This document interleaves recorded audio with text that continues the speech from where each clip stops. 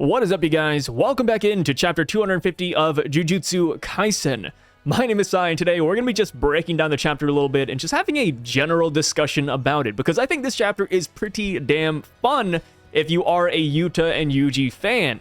If you're a Sukuna fan, then, you might not like this chapter too much, I'm not going to lie. So, getting right to it, we start off the chapter with the narrator kind of explaining how Yuta's domain expansion actually works. And let's be real, coming off of last week's chapter, we all kind of had a general understanding already just by first glance, right? You see the swords, you see that Yuta is copying techniques, you see him picking up swords left and right, you're like, okay, curse techniques are most likely imbued in the swords, and he has to pick them up to use them. Turns out that is the case right here, but there are a couple of key details to keep in mind. Like, first up, Yuta doesn't know which curse technique is in which sword. He has to pick them up at random and just kind of go with the flow. So there is a bit of RNG tied to his domain expansion, but I would also argue that this is a test of mastery as well. Because imagine picking up a curse technique that you don't know how to use. What would you do then?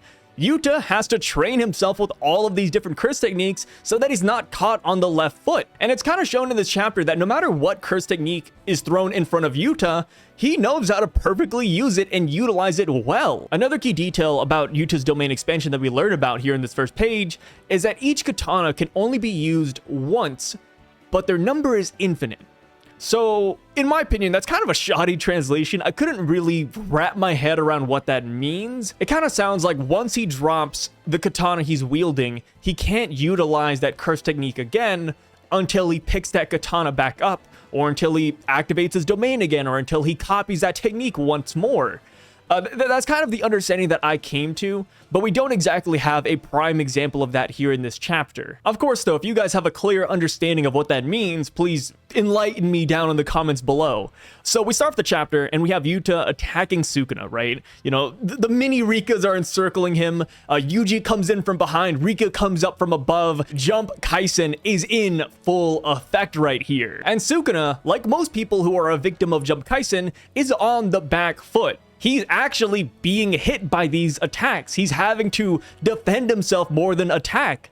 And it's like, yo, Sukuna is not looking too good right here. But of course, it looks like Gege also understands that Sukuna isn't exactly overwhelming in this battle, and we kind of get explained as to why in Sukuna's inner monologue. Apparently, he is still very much worn down from his battle with Gojo. He cannot activate his domain. His reverse curse technique isn't amazing right now, and his cursed energy in general is about on the same level as the brat. So it's like, yo, Sukuna is not at full capacity, and that's why they're fighting him like this. It is a battle royale, right? Sukuna beats Gojo, he fights Kashimo, then he has to fight Yuji, then Higuruma, then Choso, then Kusakabe. Like, they're not giving Sukuna time to rest, and it's finally showing its effects on him. I feel like this has been happening pretty often, but I really do like these small segments where Sukuna acknowledges how much of a hassle it was to take down Gojo and how much energy he had to expend to put that man down in the grave, because it really does make Gojo's death feel worth it, right? If Gojo dies, but his students succeed, that is a major W for Gojo in my opinion, because it's like, yeah, like Gojo is the main factor as to why his RCT isn't great. It's a main factor as to why his domain expansion isn't up right now. And it just feels nice that Gojo is still getting credit months after he has died. So going back to the battle, Jump Kaisen is still in full effect. Rika throws Yuji like a baseball, so he comes in on one side, and then on the other side we have Yuta coming in with his katana. It's pretty crazy, but of course, Sukuna has multiple arms, so he fends off both attacks. But what he can't fend off is an attack on the soul. So what's pretty cool here is that we see Sukuna, you know, obviously Yuji's foot lands on Sukuna's arm, he blocks it, but we get this panel of Sukuna where it looks like he's kind of vibrating a little bit. And this is the same effect we had a couple chapters ago where Yuji attacked Sukuna, and then Sukuna said, wait, this brat, like, why did that attack feel weird? We didn't get the explanation back then, but of course, you know, if you really thought about it, you could kind of piece together what was happening right there and why that attack felt so weird to Sukuna. And in this chapter, he explains it. He says, yo, this brat is attacking my soul. It's the same thing that he did against Patchface or Mahito, right? He attacked his soul, and that's how he was able to damage him. this time around, Yuji isn't exactly doing this to damage Sukuna, he's doing it to wake Megumi up. Yuji is trying to weaken the bond between Sukuna's soul and Megumi's vessel, and I'm like, yes, I can already imagine it. I can already see the shonen magic coming up in the next couple of chapters, right? I can already see Yuji just screaming at Megumi like, hey, brother, wake up. Are you gonna let Sukuna control you for the rest of your life? What are you doing? And it's pretty cool. I could see the setup for a really cool scene like that. But of course, Megumi right now is still submerged in darkness. He's submerged in evil because, of course, his sister is dead, and because of the bath that Uraume and Geto prepared for him. And for me, when I first heard that, I was like, oh, damn, that sucks. But I feel like if Megumi's friends all rallied together and told this dude to wake the hell up, I feel like Megumi could rise out of Sukuna's dirty bathwater, whatever that means, right? Like, we still don't exactly know how that works, but yeah, I feel like this strategy will work at the end of the day, and that's probably their best chance of taking Sukuna down. And here's the thing, even if they can't separate Sukuna from Megumi, waking Megumi up is still massive for the JJK sorcerers, because hear me out, but when Sukuna first took over Megumi's body, Megumi was holding back Sukuna's cursed energy, right? Because Sukuna was like, yo, like these punches, these attacks I'm using on Yuji, they're not as powerful. It's that damn brat Megumi. He's holding me back. So dude, even if we don't separate the souls, waking up Megumi will heavily nerf Sukuna. And this is a point in time in the story, or in this fight, where Sukuna just can't be nerfed anymore, right? If Sukuna is nerfed further, it's a win for Yuji and Yuta, because right now they have him on the back foot. Oh yeah, but I forgot to mention, but Sukuna can't even use his extra arms right now because they're being used for Hollow Wicker Basket, and not to mention, cursed energy is going into that. So yeah, you know, Sukuna is definitely on the back foot. Things are looking pretty damn good for the boys here. And Yuta, this monster, just keeps on whipping out more and more curse techniques. So after he realizes that Yuji is trying to separate him and Megumi, he tries to go in and cleave or dismantle Yuji. But that is when Yuta uses Inumaki's cursed speech and he says, don't move. Sukuna actually gets frozen, which is a big feat, might I say, right? Because after he says don't move, which works on the King of Curses, Yuta doesn't cough up blood.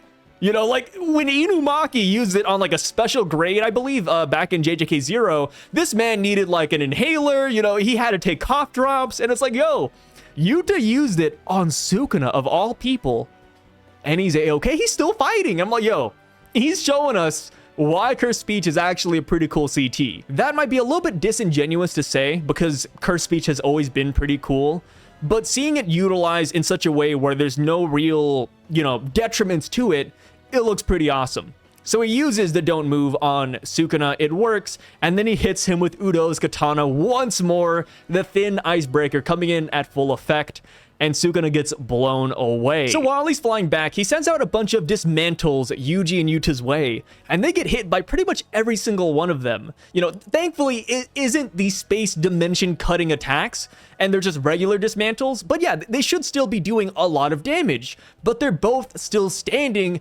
after being hit by all of them.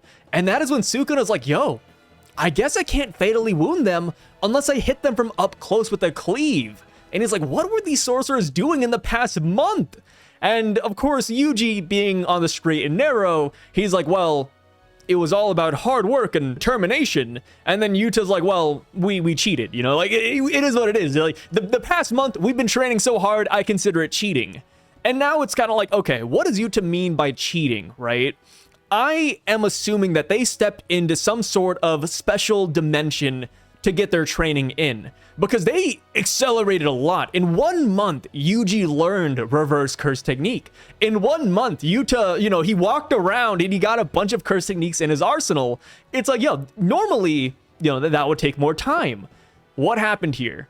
So my theory or headcanon, or at least an idea I've seen people talk about as well, is that they could have possibly utilized that sumo wrestler's technique. The guy who trained Maki, I don't know his name, I'm so sorry. He just says sumo like a bajillion times, but you guys know who I'm talking about, right? During the Naoya fight, Maki went inside this guy's dimension and spent, I think it was like 100 days in there. It was like a hyperbolic time chamber. And then by the time Maki left, she was 100 times stronger than when she went in. I think the same thing happened here, but for the boys. That's how they learned all these techniques. That is why they got stronger defensively. And yeah, I feel like that is why Yuta would consider it cheating, because they used somebody else's curse technique to get stronger. And hey, even if that isn't the case, we could say that Yuji did do some sort of soul swapping with Kusakabe to train as well. He was training in somebody else's body. So yeah, they cheated in a way because they were using other people to bounce themselves upwards. And honestly, I love seeing this because usually in mangas or animes, when we have a time skip, sometimes characters don't use that time to the best of their abilities. Whereas here in JJK, no dude, these guys were strategizing, they were training, they were gathering allies, because it turns out in the next page, Yuta utilizes Charles's curse technique to where he can see a little bit into the future to dodge Sukuna's attacks. It's kind of crazy. You know, I didn't think Charles would come back in this way. And we even see him in this chapter where he's like watching the iPad like Geto, just watching this fight go down. It's pretty cool. It's pretty cool.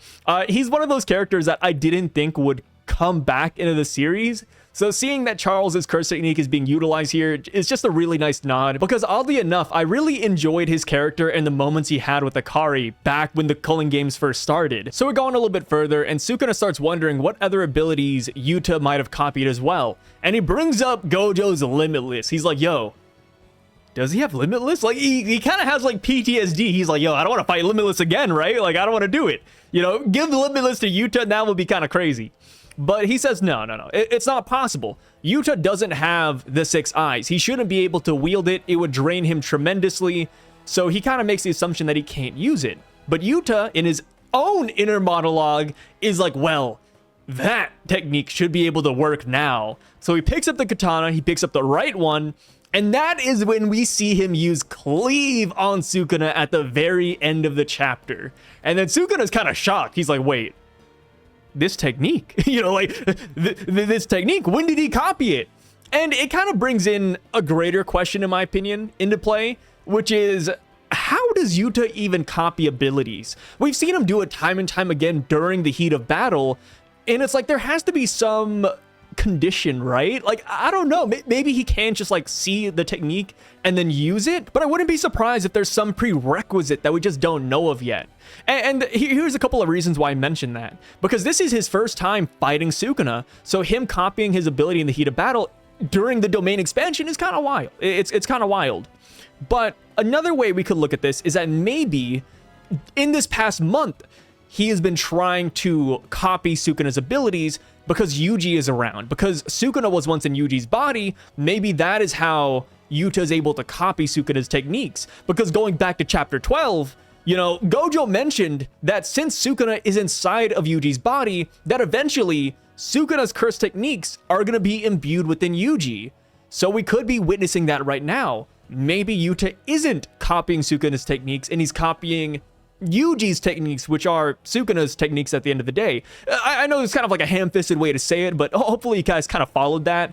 But yeah, I feel like this could be explained in a myriad of different ways, and depending on how Gege wants to do it, you know, the next couple of chapters could be pretty damn crazy. So dialing it back a little bit, even though the boys are looking pretty damn good in this chapter, I don't believe Sukuna is down and out, and I still don't believe that he is a fraud whatsoever, because I have seen people talk about that as well, saying, yo, Sukuna, he's heavily nerfed right here, he's not looking too good, you know, he can't use his domain, but it's like, at the same time, he just needs some time to recover. He mentioned that after a while, he should be able to use his domain again. So I wouldn't be surprised if, come next chapter, by the end of it, we see Sukuna use his domain expansion and try to cancel out Yuta's domain as well. But then again, you know, the JJK boys here, you know, like, the sorcerers of Jujutsu High, they've been planning for a while. I feel like they are anticipating Sukuna to destroy this domain expansion. And kind of like what Charles, funny enough, kind of going back to what Charles says in this chapter, he says, hey, what's happening inside of the barrier? He's watching the iPad. He doesn't know what's happening inside.